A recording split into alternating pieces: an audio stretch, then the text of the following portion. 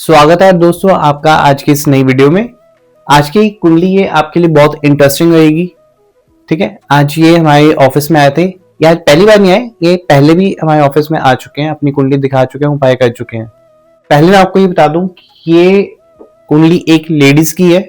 1.5 साल पहले जब ये हमारे ऑफिस में आए थे तब इनकी शादी को 7 साल हो चुके थे और कंसीव नहीं हुआ था।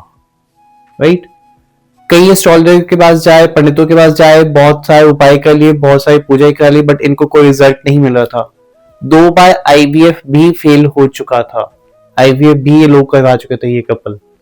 ठीक है, तो आज इनके हस्बैंड हमारे ऑफिस में आए थे मिठाई का डब्बा लेके। अब आपको ये भी बताया था मिठाई का डब्बा किस खुशी में लेके आए थे। तो ये जब हमारे पास आए थे, कंसीविंग की इनकी प्रॉब्लम थी।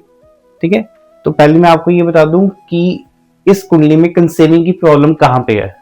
आप सबने ज्योतिष पढ़ा हुआ है, आपको पता होगा कि जब भी राहु और शनि 5th हाउस में होते हैं तो कंसीविंग की प्रॉब्लम आती है।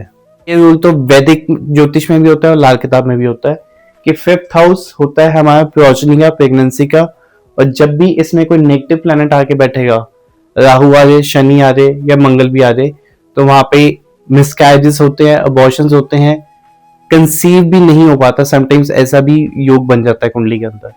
तो यहाँ पे इस 5th हाउस में राहु और शनि जब 2 नेगेटिव प्लैनेट्स इकट्ठे आके बैठ देंगे तो वो कंसीव करने में प्रॉब्लम करते हैं। सेकंड, इस कुंडली में बड़ी प्रॉब्लम थी जो प्रेगनेंसी नहीं होने दे रही थी, वो एक था चंद्रमा 2nd हाउस में। अब आप ये कहेंगे चंद्रमा 2nd हाउस में कंसीव में प्रॉब्लम कहां से दे रहा है? चंद्रमा तो 2nd हाउस में उच्च का ग्रह होता है। ठीक है, यहाँ पे तो पॉजिटिव रिजल्ट देता है, तो ये नेगेटिव कैसे देगा? कंसीविंग में प्रॉब्लम कैसे क्रिएट करेगा? तो पंडित जी ने लाल किताब में लिखा हुआ है, जिस व्यक्ति का चंद्रमा 2nd हाउस में है उस व्यक्ति के घर में अगर छोटी घंटी होगी, वो घंटी पूजा के समय, आरती के समय बजती होगी, तो उसके घर में संतान की प्रॉब्लम आएगी। अगर उसके घर में घंटी बज रही है तो उसका लावल्दी का घंटा बजता रहेगा। लावल्दी एक उर्दू का वर्ड है जो कि हम निसंतान के लिए यूज करते हैं। जो व्यक्ति निसंतान होता है उसको लावल्द कहा जाता है। ठीक है, तो चंद्रमा जिस व्यक्ति के 2nd हाउस में है उसके घर में अगर मूर्तियां पड़ी हैं तब भी उसके केस में कंसीव में प्रॉब्लम आती है, कंसीव नहीं हो पाता। अगर होगा तो सिर्फ लड़कियां होंगी, लड़का नहीं होगा। हालांकि आज की डेट में लड़का और लड़की में वहम नहीं करते। आज के जो यंग जनरेशन है, लड़का लड़की सब बराबर माने जाते हैं। ठीक है, बट मैं आपको लाल किताब के अकॉर्डिंग बता रहा हूँ कि चंद्रमा 2nd हाउस में है। अगर आपके घर में घंटी पड़ी है, आप सुबह शाम घंटी बजा रहे हैं, तब भी कंसीव नहीं होगा। आपके घर में मूर्तियां पड़ी है, तब भी कंसीविंग में प्रॉब्लम आएगी। तो यहाँ पे क्या करना है आपने? सबसे पहले उपाय से पहले परहेज में आपने क्या करना है? अपने घर से किसी भी प्रकार की मूर्ति, चाहे वो देवी देवताओं की आपके घर के मंदिर में पड़ी है, या आपके घर में ड्राइंग रूम में कोई स्टेचू पड़ा है, कोई शो पीस पड़ा है, चाहे वो लॉर्ड बुद्धा है, लाफिंग बुद्धा है, या किसी प्रकार का कोई भी शो पीस है, तो वो आपने अपने घर से निकाल देना है। घंटी आपने अपने घर में नहीं बजानी।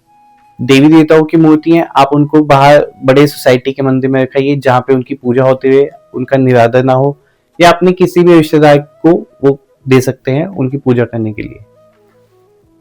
उसके बाद आते हैं राहु और शनि। इनका उपाय यहाँ पे किया जाता है। ठीक है, कंसीविंग के लिए सबसे कॉमन उपाय सबको पता है कि कुत्तों की सेवा करनी है, केतु की सेवा करनी है। कुत्तों की सेवा करेंगे, उससे कंसीविंग की प्रॉब्लम सॉल्व हो जाती है।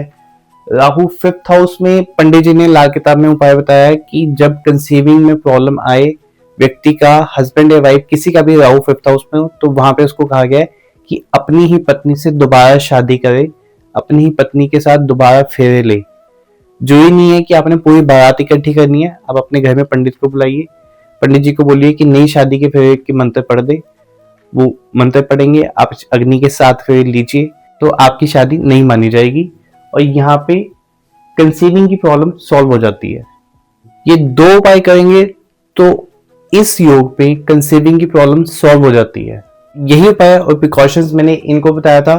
इन्होंने ये उपाय के प्रिकॉशंस को फॉलो किया, मूर्तियां और घंटी घर से निकाली, तो अगले ही 2-3 महीनों में इनको कंसीव हो गया था। और पिछले महीने ही इन्होंने एक मेल चाइल्ड को बर्थ दिया है, जिसकी मिठाई आज वो लेके हमारे ऑफिस में आए थे।